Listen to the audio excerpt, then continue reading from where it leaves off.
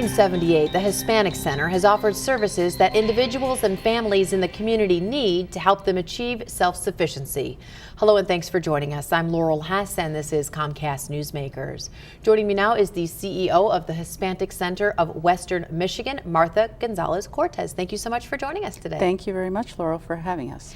What are some of the unique and perhaps needs that have changed over the years that the Hispanic community has, especially today in 2013? The Hispanic community in the Midwest and particularly in places like Grand Rapids, Michigan, have seen triple-digit growth in the last 20 years. It's been consistent triple-digit growth. And our organization is not the oldest, but it's one of the most established, certainly on the western side of the state, providing direct services and support to the most vulnerable sectors of the community, particularly the newcomers, immigrants, people that have English language proficiency challenges, and certainly one of the key barriers that we've focused on in the last couple of years have been educational barriers for that vulnerable sector. It's a fairly seamless process to try to raise funds and develop programming for youth.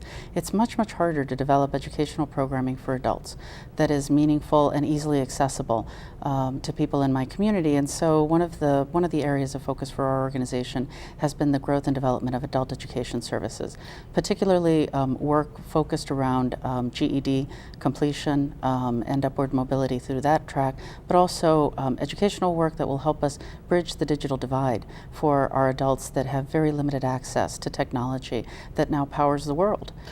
We hear digital divide all the time, but just yes. It is kind of a term that not everybody understands, but as you said, it kind of runs the world. If you don't know how to use a computer, if you don't understand some of the basic programs, even a word program that so many of us have known for years, if you don't know how to do that, you really can't, you're not marketable for much of any good paying job these days. Oh, absolutely, and you can be disconnected from the rest of the world in a very quick way.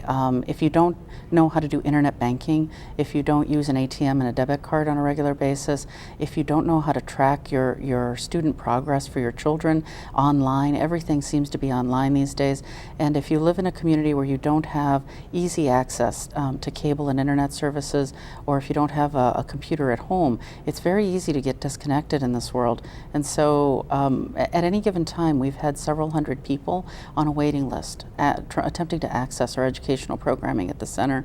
And Comcast as a corporate partner has been a very meaningful partnership for us because they've allowed us to upgrade our servers in our organization, purchase technology to be able to take hundreds of people off of waiting lists in order to be able to teach them the basics of how to become more digitally connected and more engaged in the world that you and I are able to navigate fairly seamlessly.